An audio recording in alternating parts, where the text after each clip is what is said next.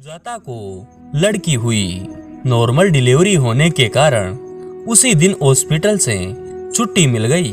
पहला बच्चा था। घर में सभी बहुत खुश थे। सासू जी बहू के आराम के लिए हाल के पास वाले कमरे में बिस्तर लगा रही थी। बहू शाम को घर आ गई। बच्चे को देखते और सुजाता की खबर पूछने रिश्तेदार और पड़ोसी आने लगे। सासू माँ घर का सारा काम भी करती, सुजाता व बच्चे का ध्यान रखती और आने वाले का स्वागत भी करती। कहते हैं सभी एक जैसे नहीं होते। सभी अपनी अपनी सलाह सुजाता की सास को देकर जाते।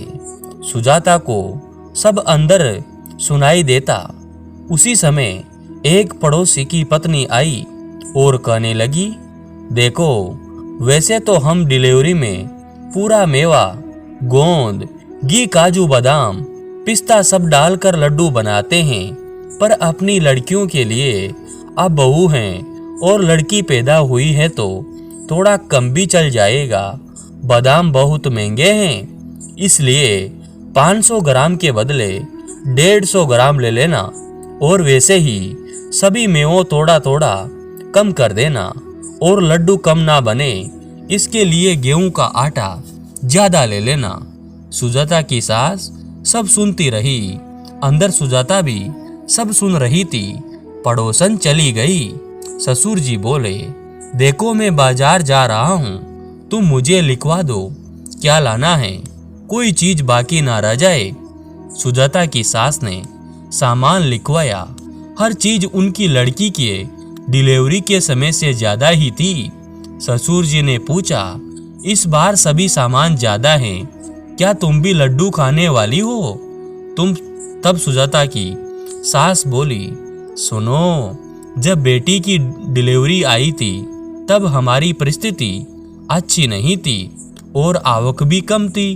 तब आप अकेले कमाते थे, अब बेटा भी कमाता है, इसलिए मैं चाहती हूँ कि बहू के समय मैं वो सब चीज बनाऊं जो बेटी के समय नहीं कर पाई। क्या बहू हमारी बेटी नहीं है? और सबसे बड़ी बात यह कि बच्चा होते समय तकलीफ तो दोनों की एक सी ही होती है, इसलिए मैंने बादाम ज्यादा लिखे हैं। लड्डू में तो डालूंगी ही, पर बाद में भी हलवा बनाकर खिलाऊंगी, जिससे बहू को कमजोरी नहीं आए और बहू पोती हमेशा स्वस्थ रहे। सुजाता अंदर सब कुछ सुन रही थी और सोच रही थी, मैं कितनी खुशकिस्मत हूँ। और थोड़ी देर बाद जब सासू जी रूम में आई तो सुजाता बोली, क्या मैं आपको मम्मी जी की जगह मम्मी कहूँ?